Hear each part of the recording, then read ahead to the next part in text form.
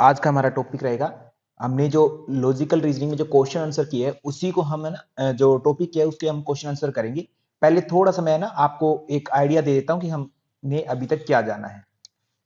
ठीक है, हमने जो है स्क्वायर ऑफ ऑपोजिशन पर बात की है। Square of opposition A E I and O. इस बेस पर हमने ये कहना सीख लिया कि अगर हमें इन चारों में से एक भी टर्म पता है ना तो हम बाकी तीनों के बारे में बता सकते हैं कि वो सही होंगी या गलत होंगी। जैसे मैं ये कह दूं कि ए आपका ट्रू निकल गया है, तो आप क्या क्या कह सकते हो? सर ई कन्फर्म जो है फॉल्स होगा, आई कन्फर्म है कि वो भी ट्रू होगा, ओ कन्फर्म है कि वो क्या होगा, फॉल्स होगा। रीजन बिहाइंड दिस, रीजन बताओ क्या होगा, है ना? विशाल जी, विशाल द्विवेदी जी, रंजना जोशी मैम, आपको ये रीजन पता होना चाहिए क्योंकि ए और ई का रिलेशन क्या होता है? कॉन्ट्रैरी। कॉन्ट्रैरी ये रिलेशन कहता है कि एक चीज अगर सत्य है तो दूसरी 101% फॉल्स होगी ही होगी, ये गारंटी देके जाता है ये रिलेशन। ठीक है, अगर ई सत्य होता तो ए फॉल्स हो जाता, ए सत्य है तो ओ फॉल्स हो गया। रीजन क्या है यहां पर? रीजन ये है कि सर क्योंकि ये कॉन्ट्राडिक्टरी है, कॉन्ट्राडिक्टरी। यहां पर ये है कि एक सत्य तो दूसरी झूठी और दूसरी झूठी तो एक सत्य है, ऑपोजिट भी होता है ना, वाइस वर्सा। बट कॉन्ट्रैरी में नहीं था, कॉन्ट्रैरी में एक सत्य है तो दूसरी असत्य है, ट्रू है तो फॉल्स है ई। अगर ए फॉल्स होता तो ई के बारे में आप कुछ नहीं कह सकते थे, है ना, अननोन हो जाता, अनडिटरमाइन हो जाता। सेम ए से आई की तरफ आ रहे हैं तो आई अपना ट्रू होगा, ए ट्रू तो आई ट्रू। क्यों सर? रीजन क्योंकि ये सब अल्ट्रेशन है, सब अल्ट्रेशन। ये रिलेशन कहता है कि अगर एक चीज ट्रू है, मतलब यूनिवर्सल चीज ट्रू है तो पर्टिकुलर चीज अपने आप ट्रू हो जाएगी, और यूनिवर्सल चीज फॉल्स है तो सर पर्टिकुलर चीज के बारे में कुछ कह नहीं सकते कि शायद वो असत्य है या सत्य, कुछ नहीं कह पाओगे, यू अनडिटरमाइन हो जाएगा। ऐसे ही तो था। हाँ या ना बताओ जल्दी से।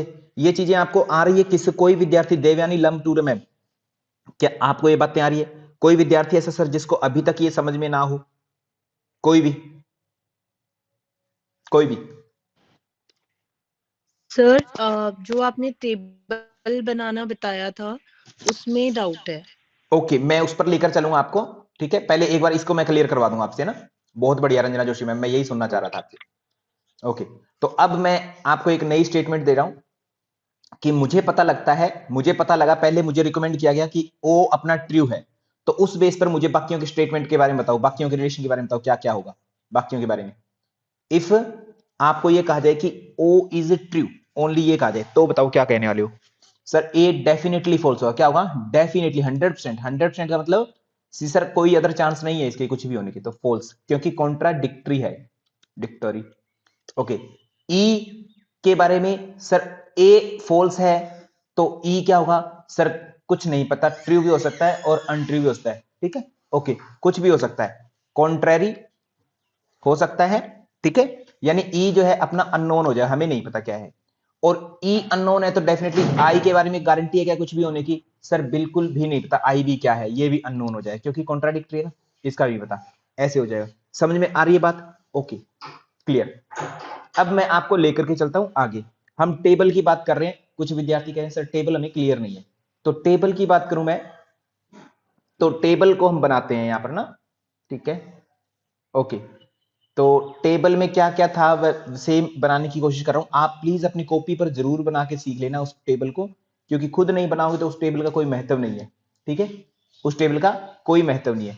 ए ई आई ओ ये टेबल है। ठीक है, इस टेबल में अगर आप यहां पर बनाना शुरू करते हैं, ये सेम इस तरीके से बना दिया ए ई आई ओ, और सेम इधर से बनाएंगे ए ई आई ओ। पहले मैं बना रहा हूं रंजना जोशी मैम, फिर मैं आपका क्वेश्चन लूंगा, कोई क्वेश्चन होगा तो। ठीक है, ओके, तो इसमें हम ऐसे डिब्बे बना लेंगे पूरे पूरे ना, सबके लिए कॉलम्स बना लेंगे बोले तो। ठीक है, एक्सेल में इनको क्या बोलते हैं? एक्सेल में इन बॉक्स को क्या बोलेंगे? ये बॉक्स है एक्सेल में, ये बॉक्स क्या कहलाते हैं? एक्सेल नाम सुना है क्या कभी? एक्सेल मतलब माइक्रोसॉफ्ट एक्सेल। वहां पर इन बॉक्सेस का कुछ नाम होता है, क्या नाम होता है? सेल बोलते हैं ना, साक्षी कटारिया मैम। जैसे ये सेल है, इस सेल का नाम हो जाएगा, जहां पर मैंने लिखा है, मान लो मैं यहां पर कोई एक शब्द लिखता हूं, एक्सेल माइक्रोसॉफ्ट एक्सेल की बात कर रहा हूं, आपके सिलेबस में आता है इसलिए मैं बात कर रहा हूं। ये मैंने 5 लिख दिया, ये 5 की लोकेशन बता सकते हो क्या है? ये ई रो है और ई कॉलम है, ई लोकेशन है इसकी, ई है ना। हालांकि एक्सेल में एक साइड काउंटिंग चलती है, एक साइड वर्ड चलते थे। सपोज करो मैं कुछ अलग लिख दूं, यहां पर लिख दूं मैं 6। अब ये 6 की लोकेशन बताओ कहां है। 6 की लोकेशन आपसे पूछा है माइक्रोसॉफ्ट एक्सेल में, 6 की लोकेशन कहां है अशोक जी? 6 की लोकेशन कहां है? ऊपर से कॉलम आते हैं, नीचे साइड समानांतर जो है, धरती के समानांतर जो चलती होती है वो क्या होती है? रो होती है। इसकी लोकेशन है ईओ, ऐसी है ना। ईओ लोकेशन में हमारा क्या डाटा पड़ा है? 6 रखा हुआ है। ये तो एक्सेल की बात मैंने वैसे ही एड ऑन कर दिया रंजना जोशी मैम, ताकि आपकी एग्जाम में कुछ ऐसी वैसी बात है तो आप कर लें। अब हमें ये वो टेबल बनानी है, वो टेबल बनती कैसे है। तो देखो सत्य चलेगा, वो कैसे चलेगा? यहां से चलेगा टी टी टी और टी, एक इस डायरेक्शन में गया, हाँ या ना? ऐसे जाएगा true. Doctor Sakshi Kataria ma'am yes please sir. Confirm करते चलिए। Yes sir. ठीक है, यहां तक कोई दिक्कत? फॉल्स किधर आएगा? फॉल्स चल आएगा, फॉल्स को अगर चलाना है अपने को तो फॉल्स इसके विपरीत आएगा, इधर से F F F and F ऐसे आएगा। ठीक है, अब बाकियों को एंटी कर दो। सेम इसी एफ डायरेक्शन में आया है तो एफ यहां पर आ सकता है। ठीक है, ये एफ आ सकता है, ये एफ आ गया। ट्रू सेम उसी डायरेक्शन में लेकर के जाओ जिधर जाना था। ठीक है, ट्रू जिधर जाना था। ट्रू किधर जा सकता है? यहां जा सकता है, ऊपर ऊपर रहेंगे। छोटा टी, छोटा टी का मतलब है कुछ खास यहां पर है ना। बाकी जो खाली जगह बच गई है वहां पर यू यू। ये टेबल ऐसी क्यों बनाई सर? ये टेबल ऐसे ही बनाने कोई रीजन नहीं है, क्योंकि हमारा कॉन्सेप्ट वैसा है तो हमें टेबल ऐसे ही बनानी पड़ती है ना। कॉन्सेप्ट ऐसा है इसलिए हमें टेबल ऐसी बनानी पड़ती है, अदरवाइज इसके पीछे कोई रीजन खास नहीं है। साक्षी कटारिया मैम कोई दिक्कत? ओके। अब आपको सपोज करो मैं टेबल में लेके चलता हूं, यहां पर देखो अगर आपको ये पता लगता है पहले जो भी एक्शन होगा बड़े अक्षर को लेकर चलो आप, उसके बेस पर होगा। जैसे यहां पर आपको ये पता लगे इफ ई ट्रू, इफ ई जो है ट्रू है, तो ई ट्रू है तो ई के आगे बड़ा टी जो है ना उसको प्रायोरिटी देंगे आप, इस एक्शन को, इस टी को, ना कि आप इसको मान ले कि छोटे टी को, फिर गड़बड़ हो जाएगी। ई ट्रू है तो ई ट्रू है तो देन ए क्या हो रहा है? ए के आगे लॉजिक लग रहा है फॉल्स का। ठीक है, आई के आगे भी फॉल्स का, और टी ओ के आगे ट्रू का। ये आ रहा है, देखते हैं इसमें एक्शन प्लान, ये डायग्राम बना के देखते हैं कि सच में है क्या। ठीक है, हमें पता क्या लग रहा है? ई ट्रू का इस पर एप्लीकेबल है या नहीं है, यहां इस जगह पर ई हमें ट्रू लगा तो डेफिनेटली कॉन्ट्राडिक्टरी कांड ये फॉल्स होता है। ई ट्रू है तो डेफिनेटली ओ भी ट्रू होता है। ओ ट्रू है तो कॉन्ट्राडिक्टरी कांड ए फॉल्स हो जाता है। बताओ कोई दिक्कत? रंजना जोशी मैम अब मैं आपकी आवाज, आपका प्रश्न लेना चाहूंगा, प्लीज प्रश्न बोलिएगा। सर एक्चुअली कंफ्यूजन ये होता है कि हॉरिजॉन्टली देखना है या वर्टिकली, क्योंकि हॉरिजॉन्टली अलग आंसर दिखता है और वर्टिक मतलब मैं उसको मैच नहीं करा पा रही। ओके, देखो अब मैं आपके प्रश्न को समझा तो नहीं हूं वैसे, पर फिर भी हम है ना कोशिश करते हैं, क्या कहना चाह रहे हैं आप? सर आई मीन टू से कि आपको जब जैसे ई ट्रू है, अगर ई ट्रू है तो हम्म, जो बाकी के हैं वो हम ऊपर से नीचे देखेंगे या हम लेफ्ट टू राइट यस देखेंगे, वहां एग्जैक्टली एग्जैक्टली, कंफ्यूजन हो जाता है। ऐसे ही देखना। ई ट्रू पता लगा, ये ई डबल ई की लोकेशन है ना, ये डबल ई में ट्री ट्रू पड़ा है, इस चीज को देखेंगे पहले, सबसे पहले।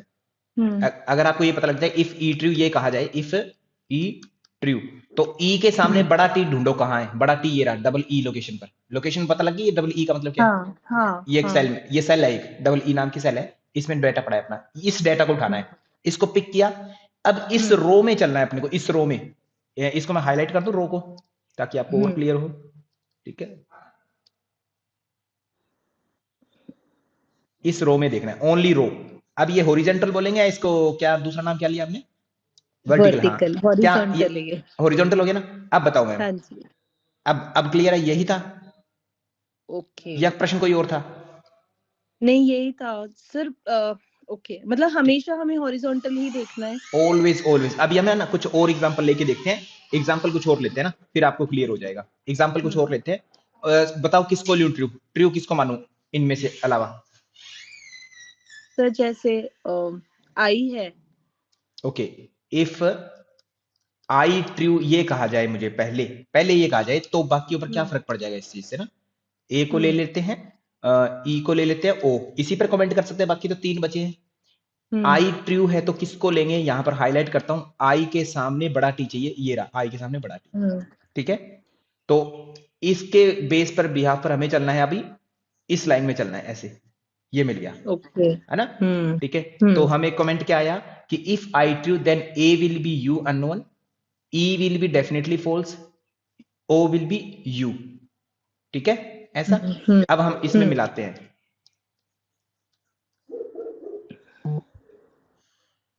ओके, तो हमें पता लगा आई ट्रू है कहते,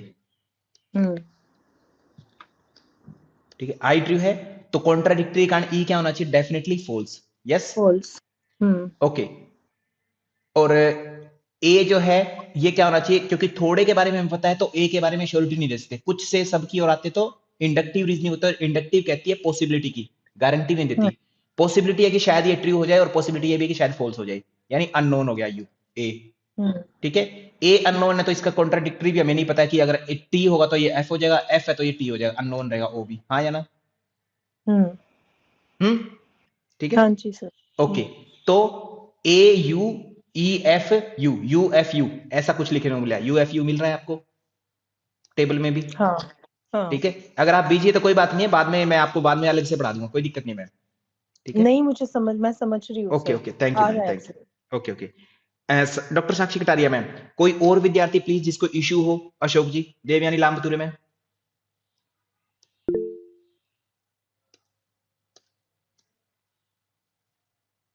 हाँ जी सर। डॉक्टर पवन विद्यार्थी जी, हाँ जी प्लीज। हाँ जी, एक यहाँ प्रश्न आ सकता है, जिससे मान लेते हैं ई, अगर ई को मान लेते हैं हम ट्रू फॉल्स मानते हैं सर। ई को फॉल्स मानते हैं, ओके मान के देखते हैं, इशू मैं ठीक है। बताता हूँ क्या होगा यहाँ पर। ई को फॉल्स मानते हैं तो अपने पास बाकी डेटा रह जाएगा, आई रह जाएगा, इफ ई फॉल्स, ठीक है जी ओके। ई के सामने फॉल्स लिया हमने, ये एफ ले लिया, ठीक है ई के सामने फॉल्स। जी अब यहां पर देखो इशू क्या हो रहा है, मैंने कल कहा था कि फॉल्स के केस में ये एप्लीकेबल नहीं हो रहा है हमसे, ठीक है। फॉल्स के केस में आप इसको अप्लाई नहीं कर पाओगे, क्योंकि देखो ई फॉल्स ले लिया तो अपने पास में फिर से डाटा किसका रह गया, ई का फिर से बच गया, ये ई के बारे में, आई के बारे में फिर कमेंट नहीं आ रहा हमारे पास, जी। समझे बात को। ये इशू होता है यहाँ पर, ये इशू हाँ ये होता है सेकंड, हमारे पास। सेकंड प्रश्न है कि अगर हम मान लेते हैं और नहीं, इसमें हम मानते हैं ई को ट्रू मानते हैं। ई को ट्रू मानते फिर तो वो मैंने एग्जांपल दे दिया, ई को ट्रू मान लिया हमने, कोई और एग्जांपल लाओ कि ई को ही मानना है फिर से।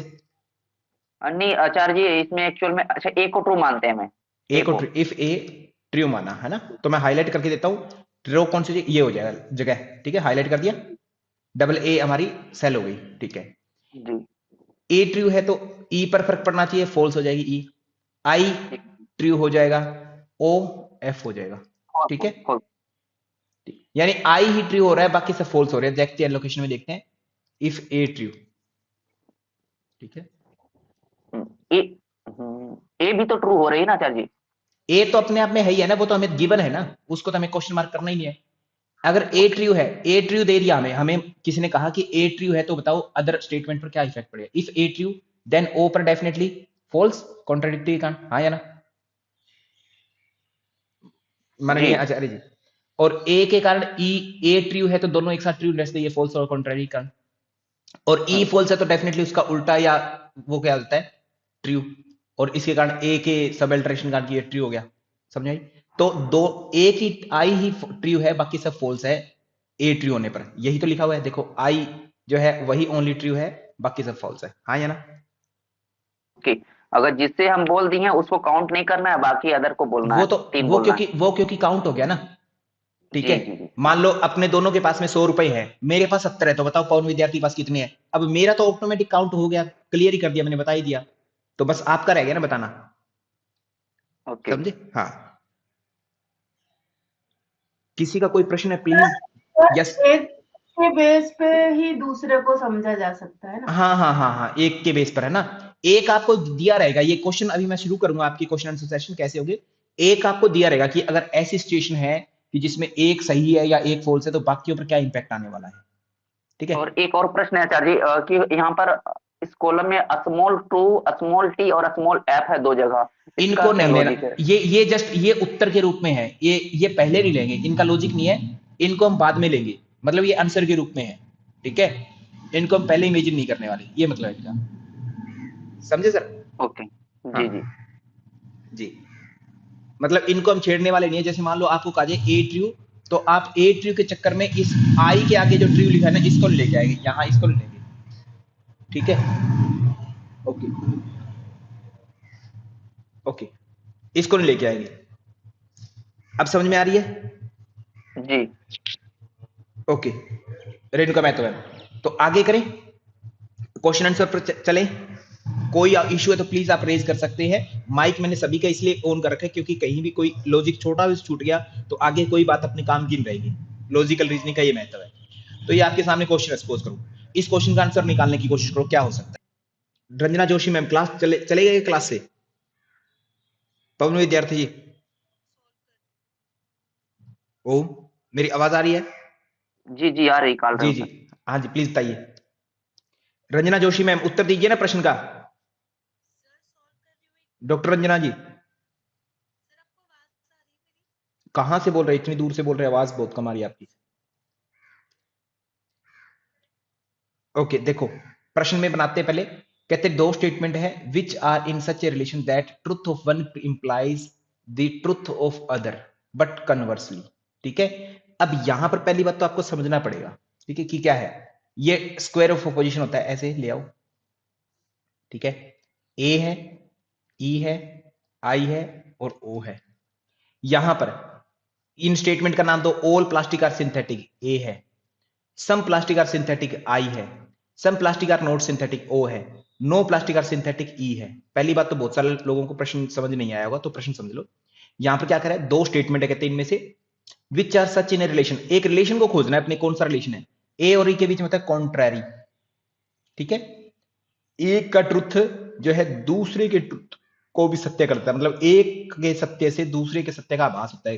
ठीक है, परंतु इसके विपरीत नहीं होगा कि एक सत्य है ना तो दूसरा सत्य होगा, तो ई जो है फॉल्स हो जाता है, तो इसका मतलब कॉन्ट्रैरी रिलेशन की तो बात है नहीं हो रही, ए और ई की बात है नहीं हो रही, ये गलत हो गया। ठीक है, ए के सत्य होने पर दूसरा क्या हो जाता है, ये ओ भी फॉल्स हो जाता है, तो यानी कि ये भी नहीं है, ये भी नहीं है, इसके ये भी नहीं हो सकता रिलेशन, कॉन्ट्राडिक्टरी भी नहीं है। ठीक है, ए के सत्य होने से हमारा आई क्या है, सत्य होता है सर, ये सब अल्टरेशन हो गया, सब अल्टरेशन, ये रिलेशन हो गया। बात समझ में आई? हाँ या ना? ठीक है, और आई अगर ट्रू है तो ओ पर क्या फर्क पड़ता होता है बताओ? ओ पर क्या फर्क पड़ता है? अननोन होता है, ये हमें पता नहीं होता, कुछ भी नहीं पता था, कुछ भी हो सकता है, ये तो कोई सत्यता की गारंटी नहीं दे रहा, ये होता है सब कॉन्ट्ररी, कॉन्ट्ररी, यानी ये आई और ओ नहीं है, रिलेशन कौन सा है ये, है ना? आपको प्रश्न देखो कैसे आ रहा है, घुमा करके, आपने जो पढ़ा है उतना नहीं है, उसके अलग अप्रोच पूछी जा रही है। यानी ए और आई, ऐसे ही सब अल्टरेशन होता है ई और ओ के बीच का, ई और ओ के बीच का सब अल्टरेशन। ये रिलेशन बताने के तक किसके बीच में है कि दो कथनों की पहचान करें जो इस तरह के संबंध में, जो कि एक के सत्य से दूसरे के सत्य का आभास होता है, लेकिन इससे विपरीत नहीं कि एक ए ट्रू हुआ तो दूसरा ट्रू हो जाएगा, बट दूसरा ट्रू है यानी आई ट्रू है तो ए ट्रू हो, ऐसा जरूरी नहीं है, कुछ भी नहीं है।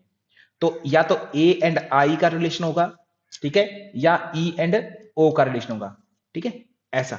अब इसमें देखो, ए एंड आई के लिए ऑप्शन 1 और 2 होने चाहिए सही, ई और आई के लिए 3 और 4 नंबर होना चाहिए सही। देखो इसमें कूट मिलाओ कौन सा सही है, 1 और 2 एक जगह पर दे रखा है, 3 और 4 का कॉम्बो है क्या इसमें? नहीं है, इट मीन हमारा उत्तर क्या होगा, ओनली ऑप्शन नंबर ए। 3 और 4 का ऑप्शन नहीं है, नहीं तो वो उत्तर होता हमारा, है ना? बात समझ में आ रही है साक्षी कटारिया मैम? आपने जो उत्तर दिया उसके हिसाब से आपको प्रश्न समझ नहीं आया था, इसलिए आपका गलत हो गया, कोई बात नहीं है। मुझे बताओ साक्षी कटारिया मैम, गलती कहां हुई आपसे? डॉक्टर साक्षी मैम, डॉक्टर साक्षी कटारिया जी चले गए क्लास से क्या? सही उत्तर तो देते। ओके, ठीक है, समझ में आया प्रश्न कैसे है, क्या अप्रोच लेनी है प्रश्न में, किस तरीके से लेकर के चलना है आपको प्रश्न को, कि आपको हर चीज को देखना है, हर चीज जो जितना मैंने करवा दिया सब चीजों को ऊपर फिर, है ना? पहले तो प्रश्न समझो कि मांग क्या रहे हैं आपसे, फिर उसके बेस पर आंसर निकालो, अदरवाइज नहीं निकाल पाओगे। उत्तर पता लग गया क्यों है, यही क्यों है, 3 ई और ओ भी तो हो सकता है आपको कूट ही नहीं दिया गया, कैसे निकाल दोगे उत्तर? ठीक है, 3 और 4 का कॉम्बो ही नहीं है, होता तो आपका उत्तर डेफिनेटली बनता। ठीक है, अभी ए एंड आई का ही है तो वो सब अल्ट्रेशन का ही होगा। अगला करें क्वेश्चन, नेक्स्ट देखो उत्तर में क्या है सर, प्रश्न देखो क्या होगा और क्या नहीं होगा।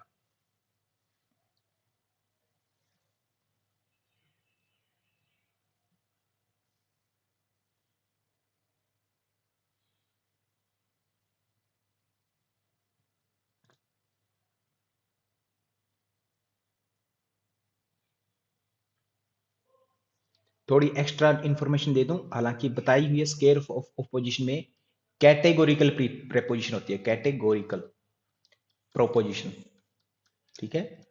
जिसको देने वाले कौन थे? अरस्तु थे। कितनी बताई थी उन्होंने? कहते 4 होती है, ए ई आई ओ, और उसी के बेस पर हमारा क्या बनता है? Square of opposition, square of opposition बनता है, ठीक है। और उसी को हम पढ़ रहे हैं अभी।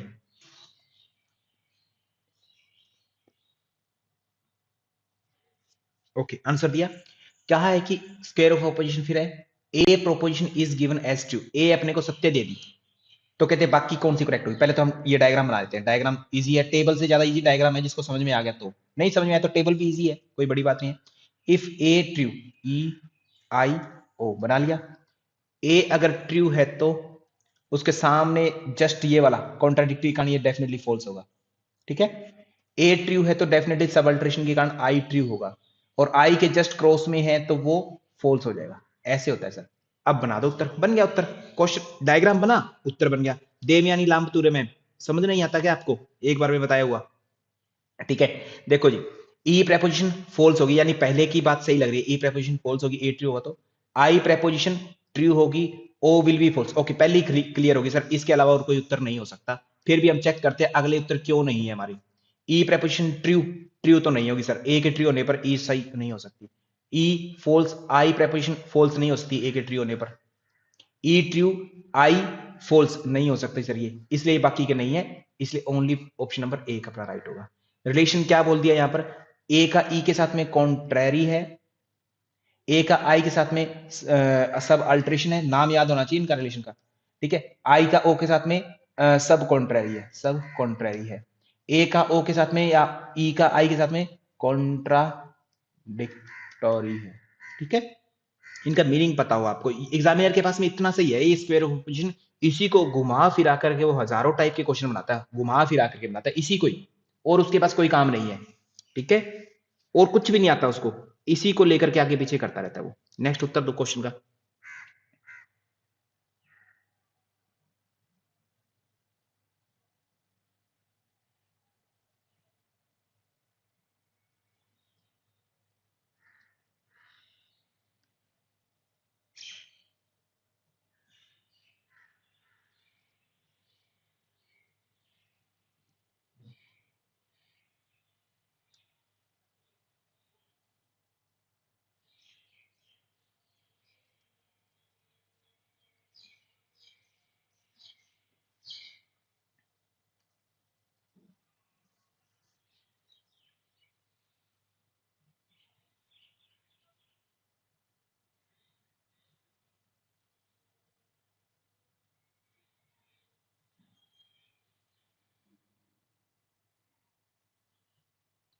अपने पास कॉपी पेन रखो प्लीज, बिना कॉपी पेन के मत करो, मन में करने की आदत मत डालो। अभी मन में एग्जाम में भी मत करना, कोशिश करना कॉपी पेन पर लिख करके करना, रफ पेज मिलेगा। करेक्शन जरूरी है, एक्यूरेसी पहला काम हमारा है ना, टाइम सेव करना नहीं है। कहीं एग्जाम में जाओ और हमें एग्जाम टाइम सेव करना है, सर मैंने घड़ी की तरफ देखकर टाइम सेव किया, जल्दी कर दिया, 1 घंटे में खड़ा करके तैयार हो गया मैं। एक्यूरेसी फर्स्ट प्रायोरिटी है आपकी एग्जाम में, फर्स्ट प्रायोरिटी एक्यूरेसी है। उसके बाद में एक्यूरेसी बहुत अच्छी हो गई, तब आप टाइमिंग पर काम करो कि टाइम सेव करना है।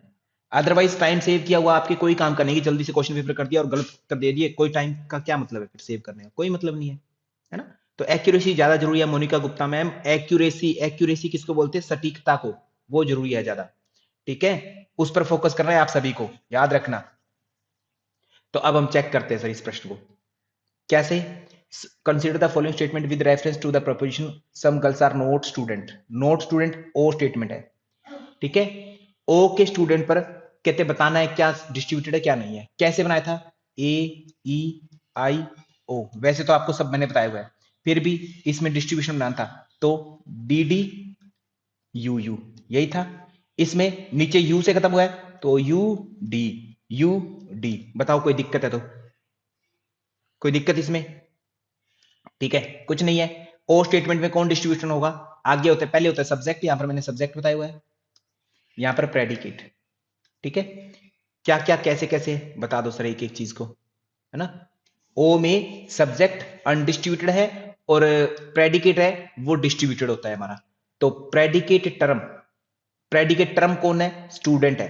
तो predicate term students is distributed, C बिल्कुल क्लियर है।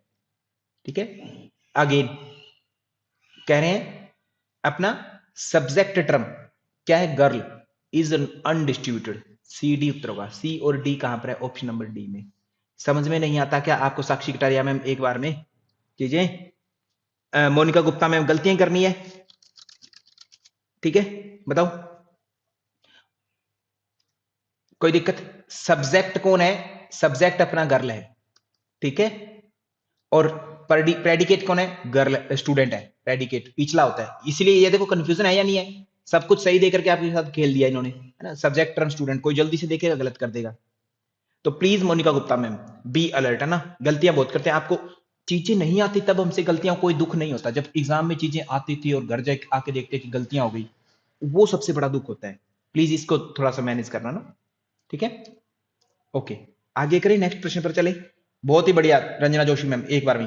अब इनको ना इन शॉर्ट याद करने का भी तरीका है, जैसे ए टर्म होती है, ए में सब्जेक्ट होता है एज, ई में बोथ टर्म होती है, ठीक है, आई में नथिंग टर्म होती है, ठीक है, ओ में पी होता है। तो एज, इब, इन, ओपी ऐसे याद रखना चाहो तो ये भी आ सकते हो कि ए टर्म जो होगी उसके अंदर सब्जेक्ट डिस्ट्रीब्यूटेड है, ई में बी से बोथ टर्म डिस्ट्रीब्यूटेड है, डी डी, आई में नथिंग मतलब कुछ भी डिस्ट्रीब्यूटेड नहीं है, सब अनडिस्ट्रीब्यूटेड है, ओ में पी बोले तो प्रेडिकेट ये डिस्ट्रीब्यूटेड है। जैसे याद हो जाए वैसे कर लो, आपको करने से मतलब है कि मेरा काम चल जाए, ठीक है। ये नहीं है कि सर मैंने तो ऐसे याद किया है वैसे याद किया है, ये वो, जैसे जी करे वैसे करो, कोई फर्क नहीं पड़ता इससे। आगे चले जी, ये रहा सर नेक्स्ट क्वेश्चन आपके सामने।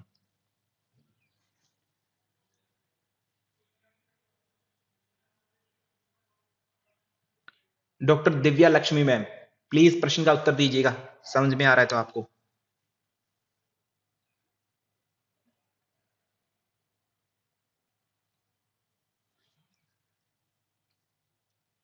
ओके, तो नो डॉग्स आर रेप्टाइल्स, पहले तो ये है क्या, ई टर्म है, ई में अभी बनता है एज, इब, इन, ओपी, ई का मतलब होता है बोथ टर्म, बोथ, तो कहते हैं ओनली सब्जेक्ट, ओनली सब्जेक्ट हो सकता है, ओनली प्रेडिकेट होता है। कूट होता तो ये ए एंड बी मेरा राइट था, अगर कूट वाला उत्तर होता तो, ठीक है।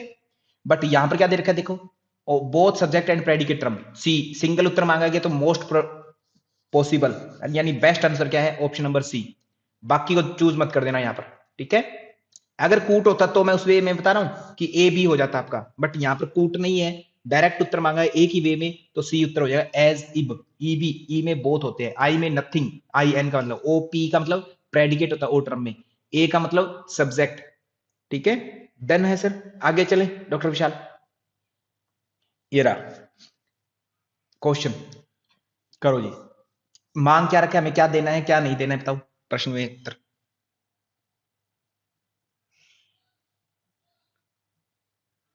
मोनिका गुप्ता मैम ये बहुत ज्यादा टिपिकल क्वेश्चन है क्या आपके लिए, मोनिका गुप्ता मैम आपसे उत्तर नहीं बन रहा किसी प्रश्न का, क्या दिक्कत है, बहुत ज्यादा टिपिकल है ये क्वेश्चन। दिव्या लक्ष्मी मैम अति टिपिकल चल रहा है क्या आपके लिए कंटेंट ये, डॉक्टर दिव्या लक्ष्मी मैम, तो फिर उत्तर दीजिए, दिव्या जी उत्तर दीजिए ना सबसे पहले, फिर आप उत्तर लास्ट में भी देते हैं पहले भी देते हैं, त्राटक करने के लिए आए हैं क्या स्क्रीन पर, अभी उत्तर दीजिए इसका। तो रिलेशन निकालते सर ऐसे कर लो, ठीक है, पहले तो टर्म पहचानो। All students clear their examination, A है सर सीधा सीधा। Few student did not clear their examination, did not, not आ गया, सम नोट मतलब आ गया, तो ओ टर्म है। ए और ओ के बीच का क्या रिलेशन होता है, कॉन्ट्राडिक्टरी, डिक्टरी, कोई बड़ी बात ही नहीं है, सीधा पता है सर, है ना। तो ए टर्म है सर कॉन्ट्राडिक्टरी, ए ऑप्शन हो जाएगा, सिंपल।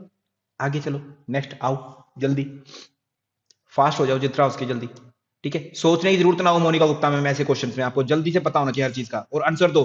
दिव्या लक्ष्मी मैम अगर त्राटक पूरा हो गया स्क्रीन पर तो प्लीज आंसर भी दे लो कुछ प्रश्नों का, है ना, ये इंपॉर्टेंट है आपके एग्जाम में 100% आएगा। और इतना हलवा टाइप के क्वेश्चन ना, हलवा है पूरा का पूरा, एक बार में समझिए तो देखने की जरूरत नहीं दोबारा। 5 के 5 क्वेश्चन ठीक होते हैं इस चैप्टर से, और 5 क्वेश्चन का मतलब जेआरएफ टॉपर बनते हैं आप, एक क्वेश्चन से ही बन जाते हैं टॉपर तो, ठीक है। तो प्लीज इग्नोर मत करिए इन क्वेश्चंस को। Which of the following refers to an attribute of every categorical preposition which is determined by whether the preposition affirm or deny class inclusion? मतलब नहीं समझ में आया सर, तो मतलब निकाल लो पहले तो, ठीक है। क्या कह रहे हैं कि सर एक ऐसा रिलेशन या ऐसा प्रस्ताव, ठीक है, किसको बताता है कि जिससे निर्धारित होता है कि वर्ग समावेशन की पुष्टि होगी या इनकार होगा, उसको इंक्लूड करेंगे या एक्सक्लूड कर देंगे, हाँ कहेंगे या ना कहेंगे कि आप सभी क्लास में आ सकते हो या क्लास में नहीं आ सकते हो, ऐसी बात होगी तो क्वालिटी को करता है ना रिप्रेजेंट, कि पॉजिटिव है या नेगेटिव, बताओ, ठीक है, ऐसे ही होगा ना कि उसके अंदर आएंगे या नहीं आएंगे, डिनाइड या एफर्म की बात होगी तो वो क्वालिटी को रिप्रेजेंट करता है। ऐसे ऐसे क्वेश्चन निकालता है एग्जामिनर, देखो बीच में से जाकर के, बीच बीच में से जाकर ना ऐसे खोदता है मतलब क्वेश्चंस को। Yes please. प्रश्न ही समझ में नहीं आता सर। हाँ एग्जैक्ट, तो इसमें ना लॉजिक देखो, लास्ट में एफर्म और डिनाई, हाँ कहेगा या ना करेगा, इनकार करेगा या यस कहेगा या नो कहेगा। जैसे ऑल स्टूडेंट्स आर योगी, मतलब सभी योग पढ़ने वाले हैं, या तो हाँ कर दी या नो स्टूडेंट आर योगी, मतलब स्टूडेंट और योगी इन ग्रुप के बारे में हाँ की गई या यस कहा गया या ना कहा गया, इन दोनों के बारे में, ये मतलब है प्रेपोजिशन ऐसी। तो ये ऑल और नो इनके कारण आपका हाँ ना होता है, और इन्हीं को बोलते होते हैं नो या यस, इसमें यस छुपा हुआ है, ऑल के साथ यस लगा हुआ है इनडायरेक्टली, और ये नेगेटिव है, तो ये क्वांटिटी निर्धारित करते हैं, क्वांटिटी डिफरेंट आ जाता है, ठीक है, ए हो जाएगा। समझ में आया? रंजना शर्मा मैम थोड़ा सा ना अपने को हल्का सा ध्यान देना होता है। अब डॉक्टर रंजना शर्मा मैम इस प्रश्न को देखो, समझो इसका मतलब क्या है। Doctor Ranjana Sharma ma'am, Ranjana Sharma ji class में है क्या?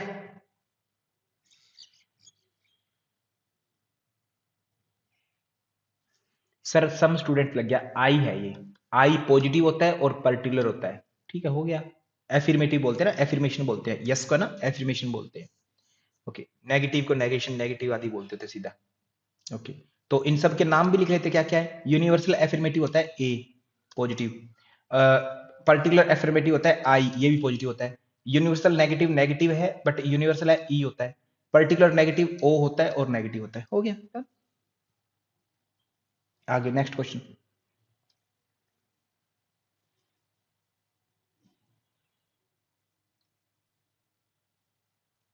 ये अच्छा क्वेश्चन है, लॉजिकल क्वेश्चन है और कंफ्यूजन करने वाला, कंफ्यूजन क्रिएट करता है क्वेश्चन। आता सबको है, आप में से कोई ऐसा नहीं है जिसको ना आता हो। दिव्या लक्ष्मी मैम सबसे पहले उत्तर दीजिए, कॉपी पर बना करके फिर दीजिए उत्तर इसका।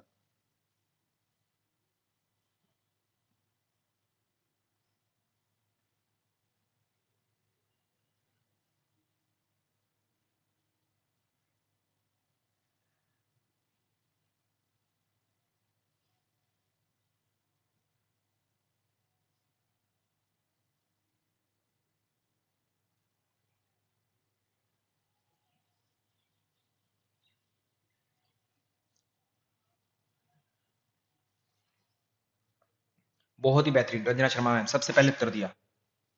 डॉक्टर विशाल जी आंसर है क्या आपके पास में? कुछ कहने को है तो कहिए, इसको जल्दी से सोल्व करिए। ओके, तो पहले क्या करेंगे, जब तक नहीं है क्लियर डायग्राम बनाते चलो, हर बार बना लो। ये ए, ये ई, ये आई, ये ओ। कहा है कि ऑल एस इज पी, यानी ए स्टेटमेंट। अगर ये ट्रू हो, है ना, ये ट्रू हो तो सबसे पहले बता दो ओ 100% फॉल्स होगा, ई भी फॉल्स होगा और आई ट्रू होगा, ये गारंटी हो गई, ठीक है। Could be immediately inferred from it, इससे क्या निकाला जा सकता है, कहते सम एस इज नॉट पी, ये फॉल्स होगा, ये सही है बात, ठीक है, ए हो गया अपना, लिख लो यहाँ ए ऑप्शन आ गया। सम एस इज पी, ये ट्रू होगा, बी भी ट्रू होगा, यानी आई है ये, ठीक है। Some S is not P is undetermined, undetermined नहीं, क्लियर पता है, ये सी उत्तर नहीं हो सकता, ये क्लियर पता है हमें फॉल्स है। Some S is P is undetermined, undetermined क्यों सर, हमें क्लियर जब पता है। No S is P is false, E जो है फॉल्स है, ये बता रखा है इसने ई ऑप्शन में ही, तो ए बी ई जहां पर है वो राइट उत्तर होगा, और ये कहां पर है, ओनली ऑप्शन नंबर 1 में। दिव्या लक्ष्मी मैम अभी तक समझ नहीं आई कि आपको ये बात क्या चल रहा है हमारा। डॉक्टर दिव्या लक्ष्मी मैम मेरी बात तो सुन रही है क्या आपको, बताओ, कोई गड़बड़ हो सर आ इसमें? गया था मैंने। Thank you so much. उत्तर क्यों नहीं दिया फिर आपने? सर ऊपर के 2 हो पाए थे, खाली लास्ट वाला चेक कर रही। हाँ चेक किया करो जल्दी से और बनाया करो, इनका मतलब क्या क्या, ए ई आई ओ में ऐसे निकालो ना दिमाग में, जल्दी हो जाए, डायग्राम आदि बना लो, ठीक, और जल्दी करना सीखो, क्योंकि एक्यूरेसी तो आ गई आप में, करना तो आ गया, अब टाइम पर भी काम शुरू कर दो अपना ना, ठीक है, कि जल्दी करेंगे थोड़ा सा और सही करेंगे। प्रश्न देखो नेक्स्ट।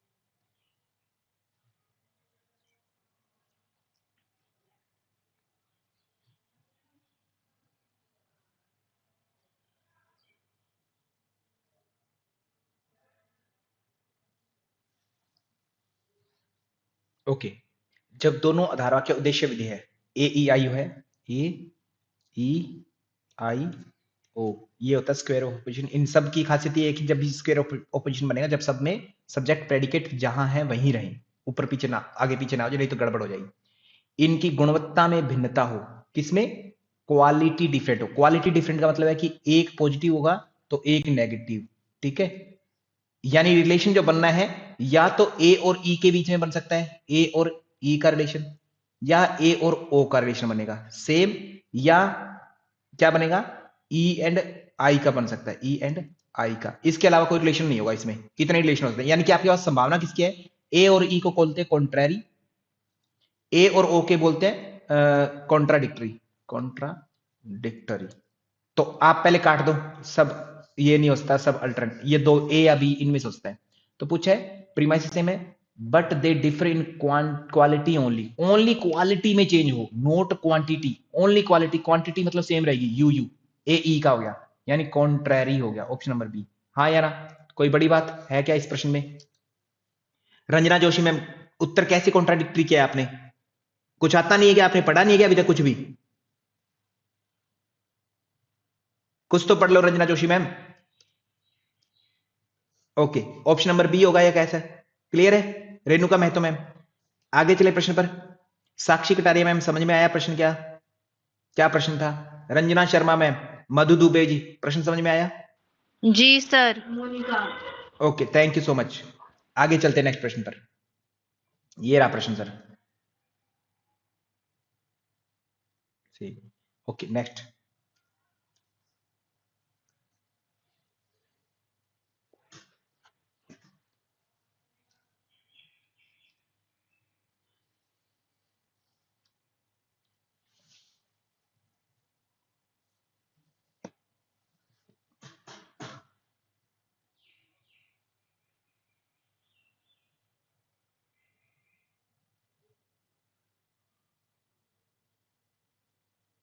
ठीक है जी।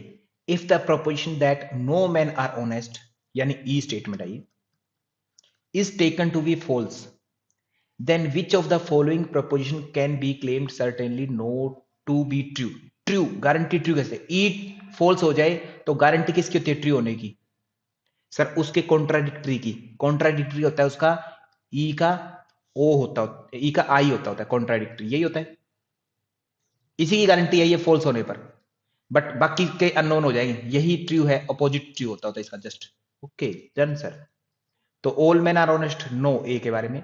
सम man are honest, no, no honest person, ये कोई मतलब नहीं है। Some man are honest, I. अब इसमें ये ध्यान दे लेना, एग्जाम में जब जाओगे तो हो सकता है आपको लिखा मिले सम ऑनेस्ट आर मैन, ये मिल जाए।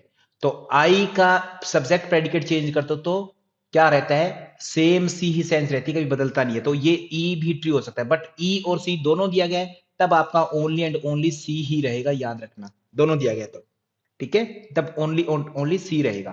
क्लियर है बात? ठीक है, ये प्रश्न जब एग्जाम क्वेश्चन आएगा तो मैं आगे और क्लियर करूंगा इस चीज को, आगे ओवर्जन कन्वर्जन में क्लियर करूंगा। अभी रंजना जोशी मैम, अभी प्लीज ऐसे ही आप समझते रहिए। ओवर्जन कन्वर्जन होता है तब मैं इनका मतलब बताऊंगा क्या होता है। सब्जेक्ट प्रेडिकेट सेम रखना है नॉर्मली आपको ना। सब्जेक्ट क्या था? मैन था, तो यहां पर भी सब्जेक्ट मैन है, ठीक है। प्रेडिकेट ऑनेस्ट था तो ऑनेस्ट ही प्रेडिकेट होना चाहिए यहां पर। Okay done. क्या मतलब है इनका, समझ में आ गया होगा? आगे सर क्वेश्चन आपका नेक्स्ट है, ये रहा।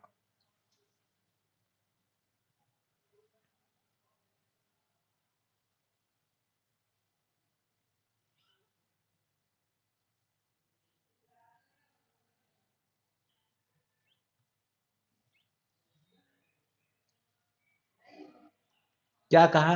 ए ई आई ओ, क्या था? बोथ प्रीमाइसेस सेम है but they differ in quality, हाँ या ना में, पॉजिटिव टू नेगेटिव। या तो ए के ई का रिलेशन होगा, या ए ओ का होगा, ए ओ का, या ई आई का होगा, ये पॉजिटिव नेगेटिव होता है, ठीक है। ई आई का, इनमें से किसी का है। कह दिया क्वालिटी में तो डिफरेंस है बट लाई बिटवीन यूनिवर्सल, होने यूनिवर्सल चाहिए, यूनिवर्सल ओनली ए ई है। अगेन क्वेश्चन, भाषा समझ में आ गई तो क्वेश्चन क्लियर है। ए ई का रिलेशन होता है क्या? कॉन्ट्रैरी। बी उत्तर हो जाएगा। ठीक है इधर। ठीक है, भाषा समझ में आ गई, दिक्कत खत्म अपनी।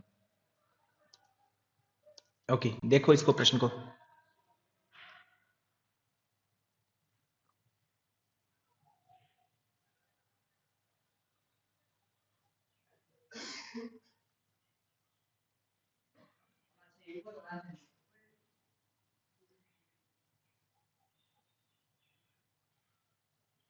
ओके, प्रश्न का तरीका करने का, अगेन कॉपी पेन ले लो, बना दो डायग्राम।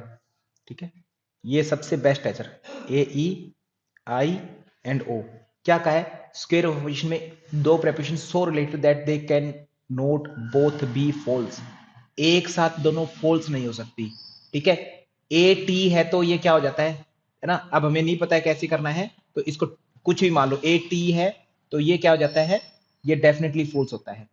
ठीक है, और एक अगर फॉल्स है, पहले फॉल्स पता लगे आपको, तो दूसरा अननोन हो जाता होता है। अननोन अननोन हो जाता है, क्या होता है? तो यानी दोनों फॉल्स हो सकते हैं टुगेदर। ए ई तो फॉल्स हो सकते हैं, तो ये कह रहे हैं they can not be false. इसका अपोजिट सब कॉन्ट्रैरी होता है। सब कॉन्ट्रैरी ये कहता है कि दोनों सत्य तो हो सकते हैं एक ही टाइम पर, but can't be false. Can't, ठीक है, टुगेदर नहीं होंगे, एक टाइम पर एक ही फॉल्स होगा, ऐसा इनका कहना है। ठीक है, ऐसा इनका कहना है। ठीक है जी, तो सब कॉन्ट्रैरी रिलेशन तो पता लग गया, ये क्यों है कैसे, इसका रीजन भी आप लोगों को पता होगा। ठीक है, साक्षी कटारिया मैम कैसे उत्तर दिया आपने? साक्षी कटारिया मैम माइक ऑन करिएगा अपना पहले। आप सॉरी सर, मेरे को इसमें ना टाइम चाहिए समझने में, ओके, हालांकि सब नो कुछ डाउट। क्लियर है। हाँ कोई दिक्कत नहीं, फिर कोई दिक्कत नहीं है, सब क्लियर होना चाहिए। पर सर जल्दबाजी में ना मुझसे गलत हो रहे हैं सारे, और मैं फिर फील कर रही हूँ कि हाँ इसका आंसर तो ये था। ओके, गुड क्योंकि गुड मुझे मैम। टाइम चाहिए इसमें सर, मैं हाँ फिर से हाँ, ये क्लास देखूंगी। या ये प्रैक्टिस है ना, एक बार कर लेना अच्छे से, जब तक स्केल ऑफ अपोजिशन आ जाए बनाना, सभी प्रेपोजिशन का मीनिंग आ जाए, डिस्ट्रीब्यूशन अनडिस्ट्रीब्यूशन समझ में आ गई, और टेबल आ जाए, और ये आ गया, बस खत्म है कहानी इसके ना। थोड़ा सा एक बार देख लेना, बहुत अच्छा कर रहे हो मैम। साक्षी कटारिया मैम आज तक कभी गलत उत्तर नहीं दिया, बाय चांस कीबोर्ड पर दब गया होगा गलत ऑप्शन, कोई दिक्कत नहीं है। आगे चलते हैं नेक्स्ट प्रश्न पर। ये रहा। हाँ, आगे प्रश्न नहीं है तो ओबवर्जन कन्वर्जन को देख रहे हैं ना।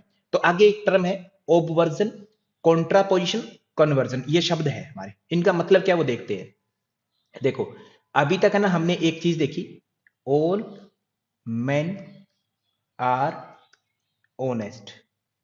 इसमें ये हमारा प्रेडिकेट होता है, आर हमारा कोपुला होता है, ठीक है, मैन हमारा सब्जेक्ट होता है, और ऑल जो है ये क्वांटिफायर होता है। क्वांटिफायर बोले तो क्वांटिटी को डिनोट करने वाला। ठीक है, ओके। इसके बेस पर जो डायग्राम बनता है, सब्जेक्ट हमेशा इनसाइड रहेगा, सब्जेक्ट छोटा काउंट करते होते हैं हमेशा प्रेडिकेट से, ऐसा इमेजिन करके चलते हैं। ठीक है, और ऑनेस्ट जो है हमारा लार्ज, ये एरिया प्रेडिकेट ऐसा होता है। इस डायग्राम के जस्ट बेस पर हम ये कह सकते हैं कि all subject are in P, ठीक है, ऑल एस आर पी ये कह सकते हैं। सम एस आर पी भी बोला जा सकता है, सम एस आर पी भी बोला जा सकता है, सम पी आर एस भी बोला जा सकता है। मतलब कि सब्जेक्ट प्रेडिकेट चेंज कर दिया मैंने, देखो ध्यान से, कि कुछ एस पी है तो कुछ पी भी एस में आएंगे ही आएंगे, ये हम शेयर कर लेते हैं, ऐसे मान के चलते होते हैं। बट क्या आप ये कह सकते हो सम पी आर नोट एस, ये कहा जा सकता है क्या इस डायग्राम पर? बताओ जल्दी से बताओ मुझे, ये भी कह सकते हैं? देवयानी लांबतुरे मैम माइक ऑन करिएगा। सम देवयानी लांबतुरे मैम क्यों नहीं कहते सम पी आर नोट एस? कह सकते हैं। कह सकते हैं। देवयानी लांबतुरे मैम ने कहा है कि नो। नो क्यों नहीं कह सकते? क्यों नहीं कह सकते? वो सॉरी सर, ये लिखना था। अच्छा यस लिखना था, okay. Ranjana Joshi ma'am no क्यों लिखा है आपने? सर मैंने तो यस कहा है। रंजना वो दूसरे वाले शर्मा, रंजना शर्मा जी, मधु दुबे वाले रंजना शर्मा जी। सर मुझे थोड़ा कहीं समझ में बहुत ही नहीं बढ़िया, आया सही है। उत्तर दिया, बहुत ही बेहतरीन उत्तर दिया मैम, आपने बिल्कुल सही कहा है। रंजना शर्मा मैम आपने सही बताया कि सर जब तक हम यस की बात कर रहे हैं ना, तो आप नो के बारे में कोई अजम्पशन नहीं दे सकते, अजम्पशन नहीं दे सकते। ठीक है, बहुत बढ़िया रंजना शर्मा मैम, मधु दुबे जी बहुत ही बेहतरीन उत्तर दिया कि सर जब तक हमें यस के बारे में पता है ना, तो उस बेस पर नो वाली स्टेटमेंट के बारे में गारंटीड कुछ स्टेटमेंट नहीं देंगे। क्यों नहीं देंगे? ठीक है, रीजन सर, रीजन देखते हैं। देखो, हो सकता है ऑल एस आर पी ये सही है, ठीक है, और पी उतने ही है जितने एस है, संख्या बराबर है ना। स्टूडेंट मतलब यहां पर मैन के हिसाब से मैं बात करता हूं, मैन के हिसाब से, ठीक है, कि all man are honest, all man are, student की बात करता हूं, आप प्रैक्टिकली होने की कोशिश करते हैं। स्टूडेंट, ठीक है, सारे मैन स्टूडेंट है, और ये कह रहे थे कि मैन भी हमारे पास 50 है और स्टूडेंट भी 50 है। अब डायग्राम बनाओ, क्या बनेगा? डायग्राम आपका बनेगा जो, आप ये बनाने की कोशिश करोगे कि ऑल मैन आर स्टूडेंट, एक पॉसिबिलिटी की बात कर रहा हूं मैं, ठीक है, गारंटी की बात नहीं कर रहे हम यहां पर। वो स्टूडेंट भी बराबर है संख्या, ऑल मैन स्टूडेंट हो गए, तो यहां पर आप दोनों स्टेटमेंट देखते हैं, all man are student, all student are man. यहां पर बात बराबर हो गई ना, बराबर हो गई। तो यहां पर ये कह सकते हो कि some man are student, some student are man बोल दिया, but some student are not man, ये बोल सकते हो क्या? सर ये नहीं बोल सकते, क्योंकि ये हमें नहीं पता कुछ भी, संख्या बराबर है या नहीं है, नहीं बोलते।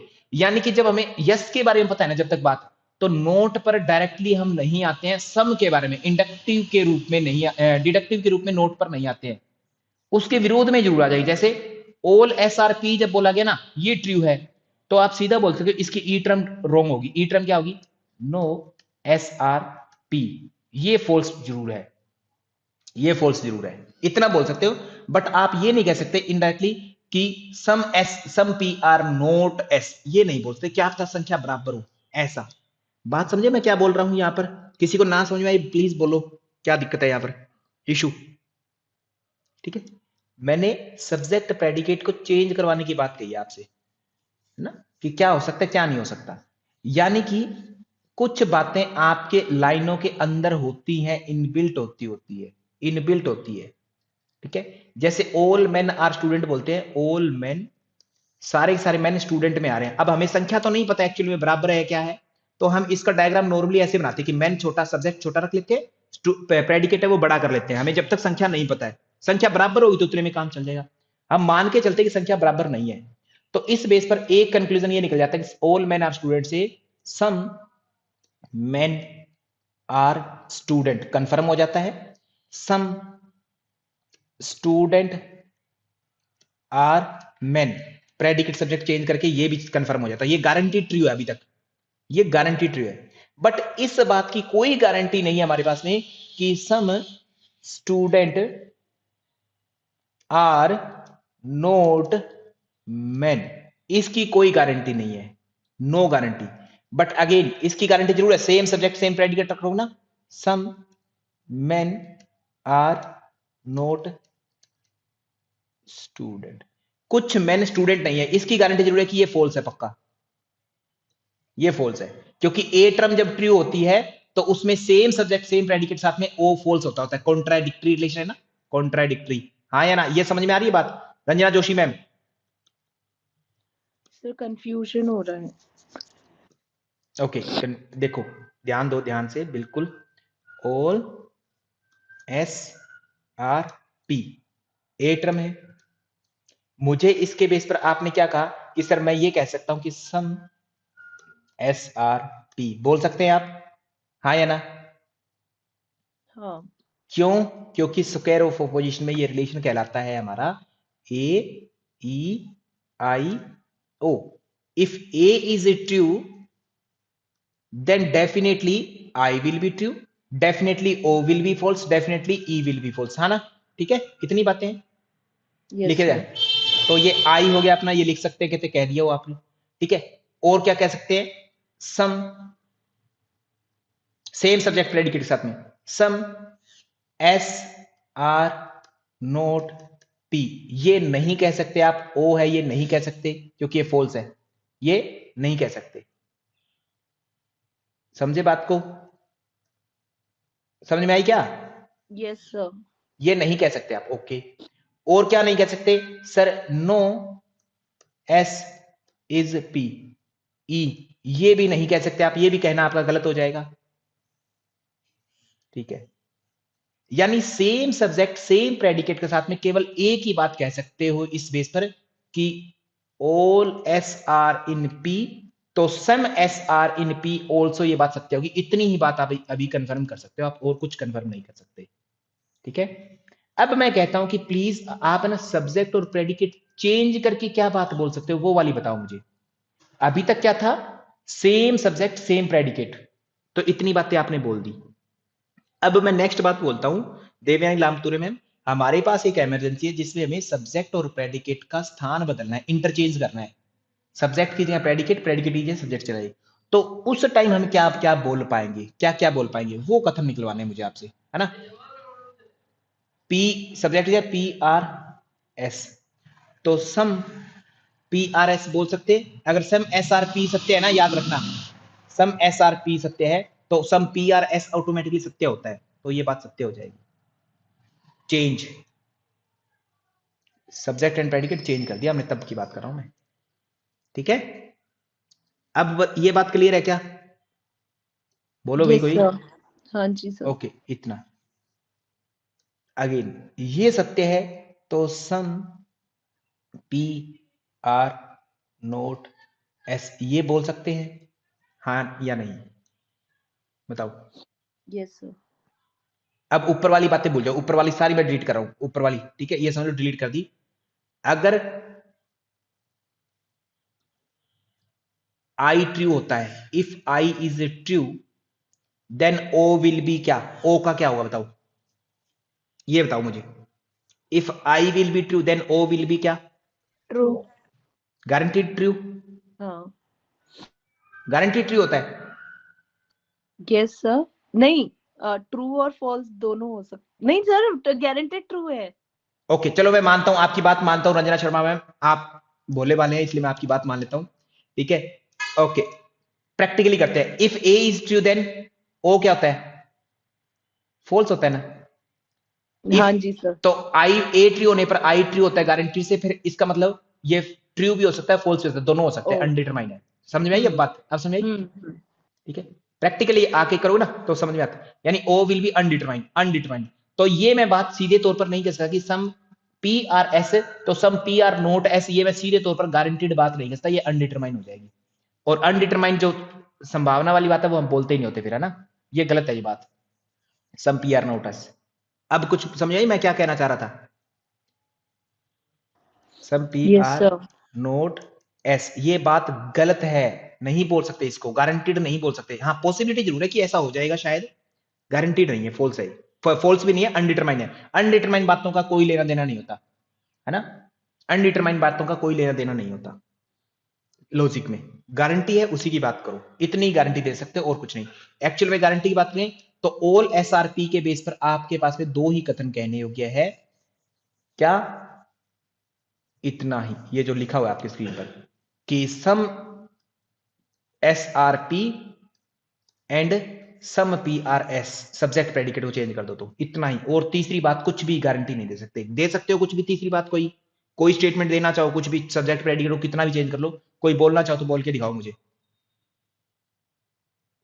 साक्षी कटारिया मैम, कोई भी स्टेटमेंट, ओ बनाना है, ई बनाना है, आई बनाना है या ए ही बनाना है, किसी भी रूप में सब्जेक्ट प्रेडिकेट चेंज करना है या नहीं करना है, कुछ भी बोल के संभावना है कुछ बोलने की, नहीं है ना। सर, हाँ हाँ बोलो क्या प्लीज। क्या हम ऑल में, ए में सब्जेक्ट प्रेडिकेट चेंज करके बोल सकते हैं, जैसे all men are student and all student are men, okay, ये हाँ पॉसिबिलिटी।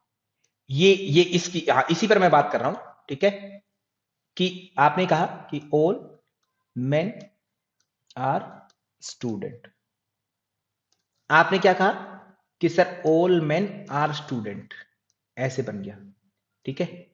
अब इसमें ऑल स्टूडेंट आर मैन इस डायग्राम के बेस पर तो नहीं कह सकते सर, क्या पता मैन और स्टूडेंट की संख्या बराबर हो तो सर तो बोल सकते हैं, जैसे मान लो मैन भी 50 है स्टूडेंट भी 50 है, तो सर क्या बनेगा diagram, all man and all are student, same diagram से बन गया, सेम उसी स्टूडेंट, तब तो डेफिनेटली बोला जा सकता है, तब डेफिनेटली बोला जा सकता है ऑल स्टूडेंट आर मैन, ठीक है, तब बोला जाता है। क्या आपको हर बार संख्या पता होती है क्या लॉजिकल रीजनिंग में? नहीं पता होती।